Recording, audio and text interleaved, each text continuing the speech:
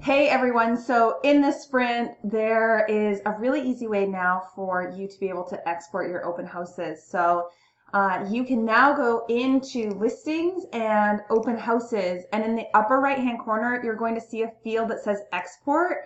And you can export, you can choose date range. So if you only want to export for a certain date or a certain week, you can do that. You can also break it down by office. When you click export, it's going to automatically start that download. It's going to download it as a CSV file for you with all of the information you need for your advertising. So if I go ahead and open that file, it's going to show me all those open houses.